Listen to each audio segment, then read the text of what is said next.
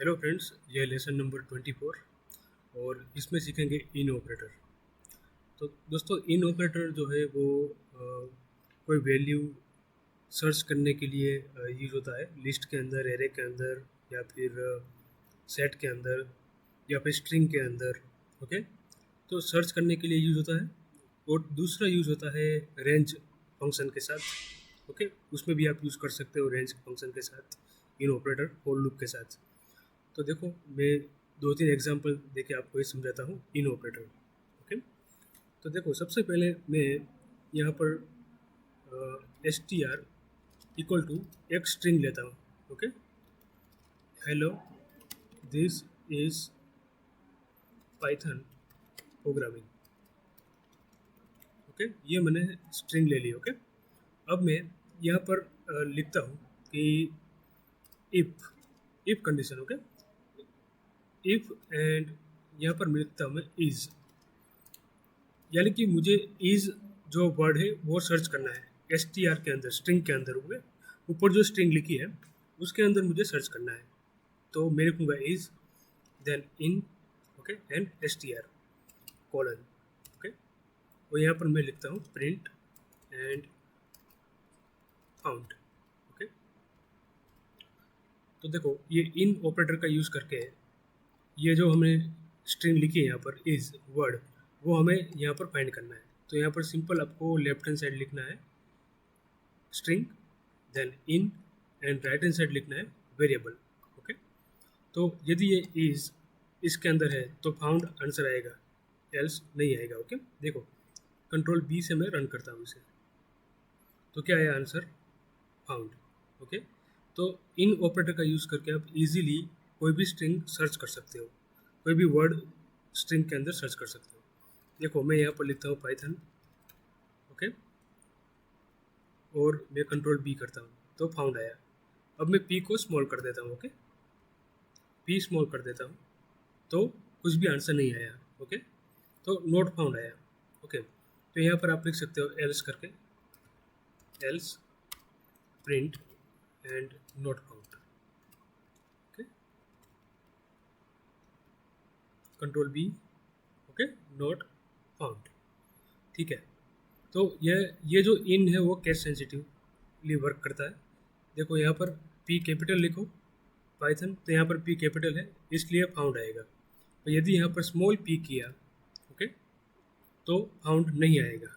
Okay, तो ये इन इस तरीके से काम करता है। स्ट्रिंग के अंदर आप वैल्यू फाइंड कर सकते हो। दूसरा एग्जांपल लेता हूँ मैं, लिस्ट के अंदर भी आप वैल्यू फाइंड कर सकते हो। ओके, लिस्ट हो या फिर टपल हो। ओके, तो देखो, मैं यहाँ पर एक लिस्ट क्रिएट करता हूँ एक्स इक्वल टू करके, यहाँ पर red, green and blue. Okay, इस तरीके से लिखता हूँ, और ये लिस्ट के अंदर मुझे वैल्यू फाइंड करनी है। तो आप इजीली इन का यूज़ करके फाइंड कर सकते हो वैल्यू। यहाँ पर लिखना है इफ, देन वैल्यू लिखनी है। ओके, मैं लिखता हूँ ब्लू, इन, एंड सिर्फ एक्स, ये वेरिएबल का नाम लिख देना है, लिस्ट का नाम। ओके, और प्रिंट, यहाँ पर लिखना है found in list. Okay, okay, तो इजीली आप इनका यूज़ करके लिस्ट के अंदर भी वैल्यू को सर्च कर सकते हो। ओके, इसलिए इसके लिए सर्चिंग के लिए आपको कोई भी एक्स्ट्रा फॉर लूप या ऐसा कुछ लेने की ज़रूरत नहीं है। ओके, देखो, control B, found in list. Okay, यानी कि ब्लू जो स्ट्रिंग है वो लिस्ट के अंदर है। ओके, प्रेजेंट है। अब यहाँ पर कैपिटल बी करता हूँ मैं, बी कैपिटल, तो यहाँ पर अंदर स्मॉल बी है, यहाँ पर कैपिटल बी किया। ओके, तो देखो, नहीं आता है। ओके, तो ये केस सेंसिटिवली काम करेगा। ओके, तो स्ट्रिंग के अंदर, लिस्ट के अंदर आप वैल्यू इजीली फाइंड कर सकते हो यूजिंग इन। ओके, अब फॉर लूप के अंदर भी आप इनका यूज़ कर सकते हो। ओके, कैसे? देखो, मैं लेता हूँ ए इक्वल टू और रेंज एंड 6। रेंज 6 का मतलब क्या है कि रेंज जीरो से लेके 5 तक, जीरो से लेके 5 तक वैल्यू यहाँ पर स्टोर होगी ए के अंदर। ओके, रेंज 6 का मतलब ये है। ये रेंज फंक्शन हम देखेंगे अगले कुछ लेसन में। यहाँ पर रेंज 20 लिखते हो आप, तो जीरो से लेकर 19 वैल्यू यहाँ पर स्टोर होगी, ओके, एरे की तरह। यदि आप रेंज 10 लिखते हो तो 0 to 9 वैल्यू यहाँ पर ए के अंदर स्टोर होगी। ओके, तो यहाँ पर मैंने 10 लिया। अब 4 का यूज़ करना है। देखो 4 then number in A, okay, print and number. Okay, तो आउटपुट क्या आता है देखो, आउटपुट आएगा 0 to 9 यहाँ पर। ओके, देखो 0 1 2 3 4 अप टू 9।